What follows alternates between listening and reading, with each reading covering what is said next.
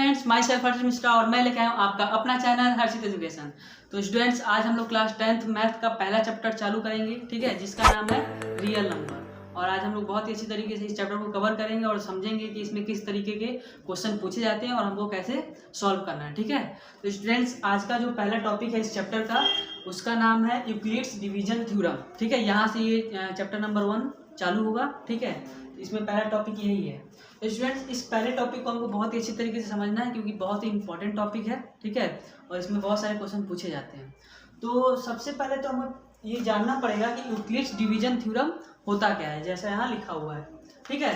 तो Euclid's division theorem को हम बहुत ही अच्छी तरीके से समझेंगे, बुक के अकॉर्डिंग नहीं समझेंगे, हमारा कुछ अपना फंडा है उसके अकॉर्डिंग हम लोग समझेंगे, ठीक है। तो आप मुझे एक बात बताओ, अगर मैं आपको बोलूँ कि आप 2 से 15 को डिवाइड करो, ठीक है, तो आप सिंपल सा करोगे, बहुत ही ईजी है। आप सोच रहे होंगे कि मैं क्या पूछ रहा हूँ यार, लेकिन मैं ये इस चीज़ से आपको वहाँ तक पहुँचाऊँगा कि यूक्लिड डिवीजन थ्योरम क्या होता है, ठीक है। पहले आप यहाँ से चालू करो। तो यहाँ से मैंने 2 को 15 से क्या किया, डिवाइड किया, ओके।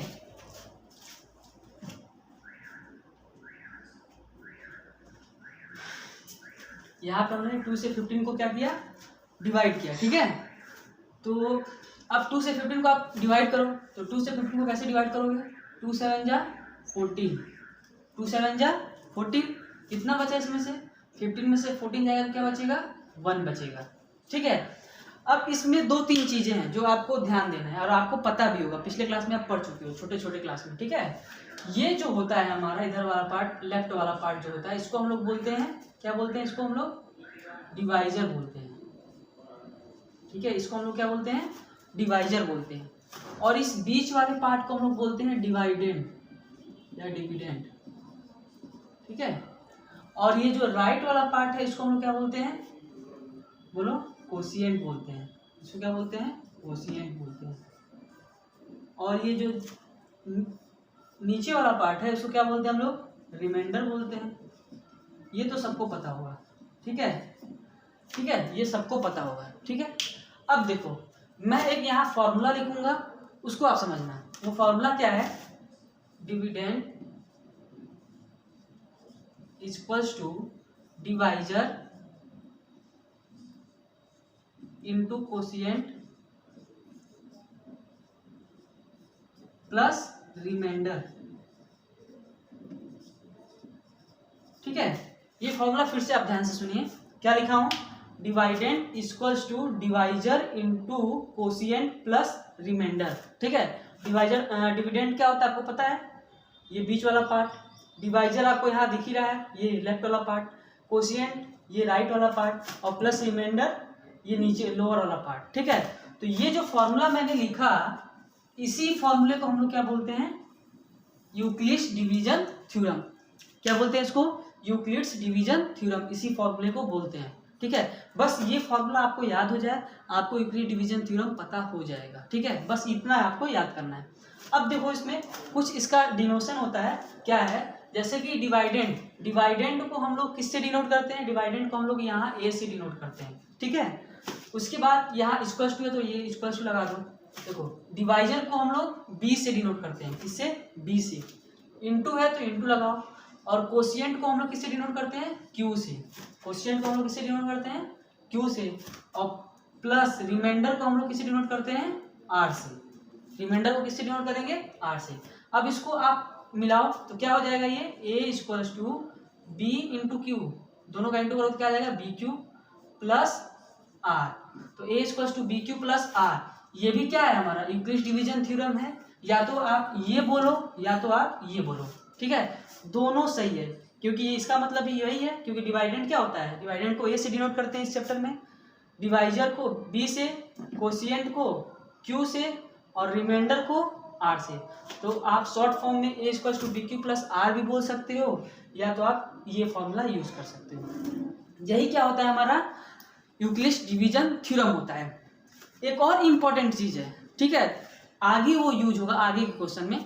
यहाँ जो ये कोशिएंट है ना, ये कोशिएंट क्यू, ये कोशिएंट जो दिख रहा है क्यू, इसको हम लोग क्या बोलते हैं, Q is a some integer, Q is a some integer, Q is a some integer. अब इसका क्या मतलब हुआ, मतलब कि यहाँ क्यू को हम लोग कोशिएंट तो बोलेंगे ही, क्यू क्या है, इंटीजर भी है, क्यू को हम लोग इंटीजर भी बोल सकते हैं। ये बस आपको ध्यान में माइंड में रखना है कि क्यू को हम लोग कोशिएंट के साथ साथ क्यू को इंटीजर भी बोलते हैं, ठीक है। क्यू को इंटीजर बोलते हैं, और इंटीजर का मतलब क्या होता है आपको पता है कि इंटीजर टू टाइप्स के होते हैं, एक होता है पॉजिटिव इंटीजर और एक होता है निगेटिव इंटीजर। तो पॉजिटिव इंटीजर क्या होता है, +1 +2 +3 +3 +5 +6 ऐसे करके प्लस इनफाइनाइट तक। निगेटिव इंटीजर क्या होता है, -1 -2 -3 -4 माइनस इनफाइनाइट तक। यही हमारे क्या होते हैं, पॉजिटिव इंटीजर और निगेटिव इंटीजर। तो इन्हीं सब में से कोई इंटीजर हमारा क्या है, क्यू होता है। तो क्यू यहाँ क्या है, इंटीजर भी हो सकता है, ठीक है। ये बात आप ध्यान में रखना, ठीक है। नहीं तो ऐसे आप नॉर्मली इस तरीके से बोल सकते हो, ठीक है।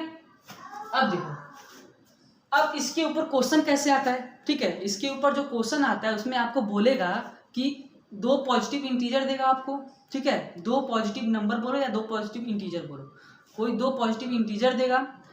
अब उस 2 पॉजिटिव इंटीजर का बोलेगा कि आपको एचसीएफ निकालना है, ठीक है। हाँ, एचसीएफ निकालना है। और आप एचसीएफ और एलसीएम पिछले क्लास में 6, 7, 8 में भी एचसीएफ और एलसीएम निकाले होंगे, लेकिन उसमें हम लोग जो एचसीएफ और एलसीएम निकालते थे वो हम लोग प्राइम फैक्टर करते थे उसका, तब निकालते थे, ठीक है। वहाँ हमको अभी जाना नहीं है, बट मैं बता दे रहा हूँ कि ऐसा हम लोग पिछले क्लास में करते थे, उससे इसका कोई रिलेशन नहीं है, ठीक है। लेकिन उसी एचसीएफ को जो हम लोग छोटे क्लास में करते थे, उसी एचसीएफ को हमको यहाँ भी करना है, बट उस एचसीएफ को हम लोग यूक्लिड्स डिवीजन थ्योरम के द्वारा करेंगे। मतलब कि एचसीएफ निकालने में किसका यूज करना है, यूक्लिड्स डिवीजन थ्योरम का यूज करना है, बस इतना है, ठीक है। अब इस पे क्वेश्चन मैं लिखता हूँ जो कि आपके बुक में ही है, और वो क्वेश्चन हम लोग यहाँ पे सॉल्व करेंगे, ठीक है। तो आप इसको नोट कर लीजिएगा, ठीक है। यहाँ ये फॉर्मूला मेन है, ये फॉर्मूला नोट कर लेना, और ये जो इसका डिनोशन है ये नोट कर लेना। और यहाँ एक और चीज़ है, इसमें एक और पॉइंट है। यहाँ ये तो पॉइंट है ही, क्यों एक इंटीजर भी है।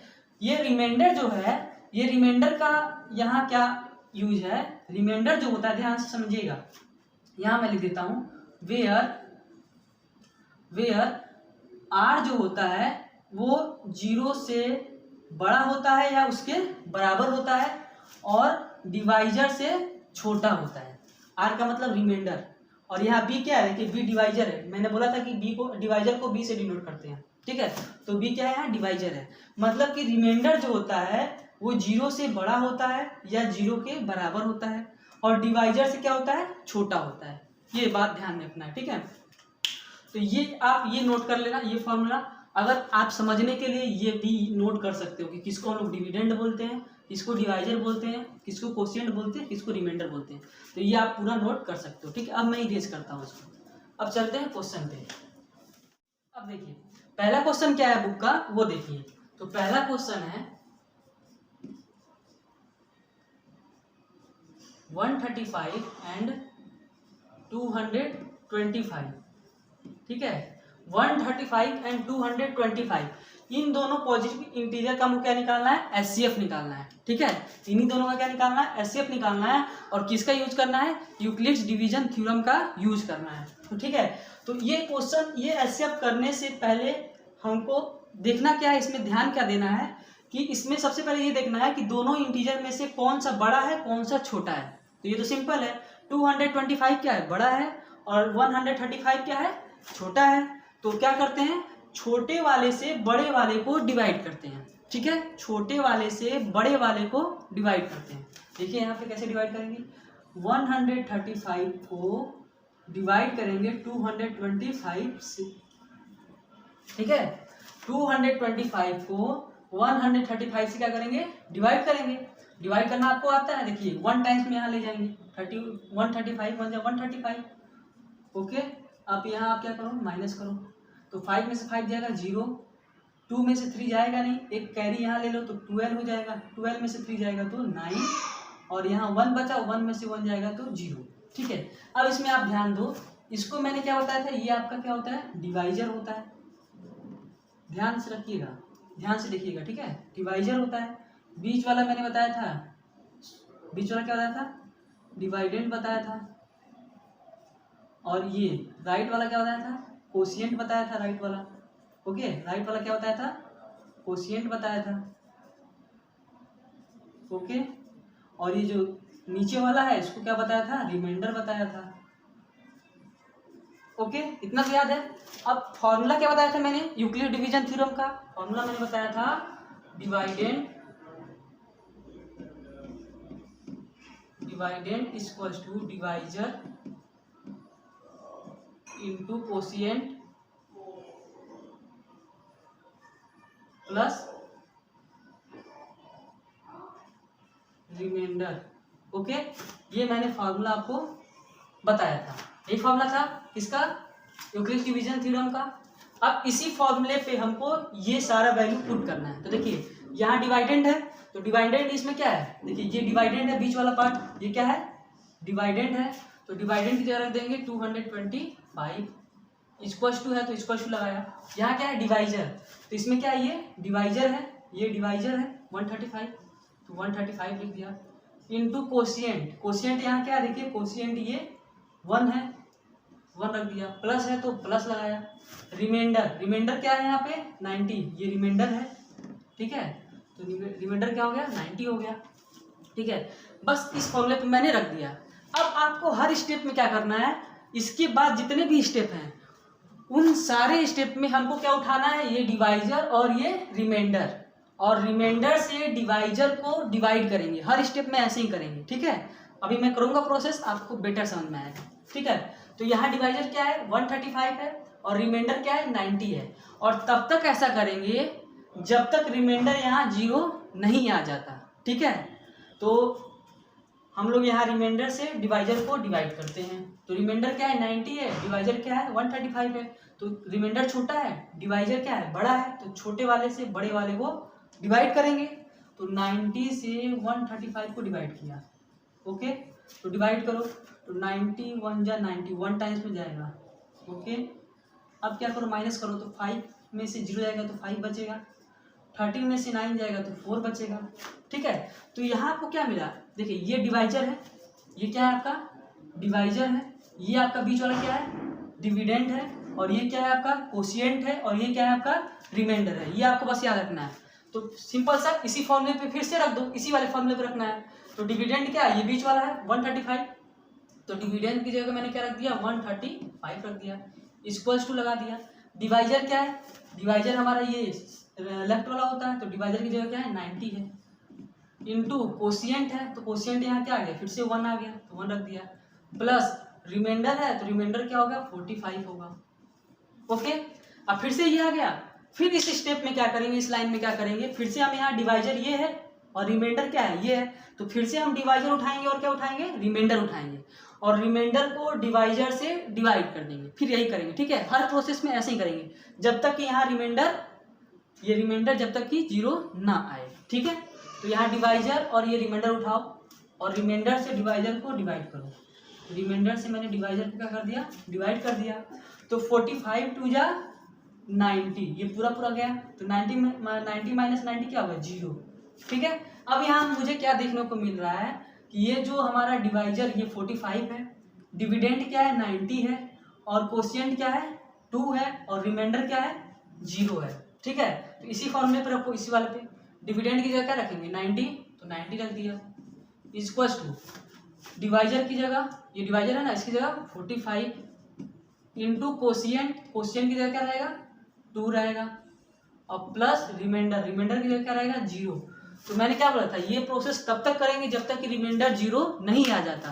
तो यहाँ रिमाइंडर क्या आ गया हमारा 0 आ गया। अब ये प्रोसेस यहीं स्टॉप कर देंगे, ठीक है। स्टॉप करने के बाद जो लास्ट में ये डिवाइजर होता है, देखिए यहाँ हमेशा क्या होता है, ये डिवाइजर होता है, ये देखिए ये डिवाइजर जो है यहाँ होता है हमेशा।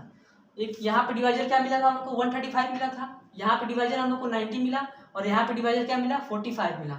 तो लास्ट में जो डिवाइजर होता है ये 45, ये जो लास्ट में डिवाइजर होता है इसी को क्या बोल देते हैं हम लोग कि ये 135 एंड 225 का HCF है, ठीक है। तो इसको हम लोग लिख देंगे HCF of 135 and 225 equals to 45, मतलब कि इन दोनों 135 225 का HCF क्या है 45 है, ठीक है। अब दूसरा क्वेश्चन देखते हैं, ठीक है। दूसरा क्वेश्चन देखो, देखिए स्टूडेंट्स मैंने बोर्ड पे क्वेश्चन उतार दिया है, ठीक है। क्वेश्चन ये दूसरा क्वेश्चन है, ठीक है। दूसरे क्वेश्चन में भी हमको क्या करना है 196 एंड 38,220 इन दोनों का क्या निकालना है, एचसीएफ निकालना है। किससे निकालना है, यूक्लिड्स डिवीजन थ्योरम से निकालना है। ठीक है, तो यहाँ मैंने कुछ सॉल्यूशन थोड़ा सा किया है ताकि ज़्यादा टाइम वेस्ट ना हो। ठीक है, तो इसको हम लोग क्या करेंगे, इसका एचसीएफ निकालेंगे। तो सबसे पहले क्या करेंगे, क्या ध्यान देते हैं कि इन दोनों में छोटा कौन है, बड़ा कौन है। तो छोटा 196 है, बड़ा क्या है 38,220 है। तो छोटे वाले से बड़े वाले को डिवाइड करेंगे।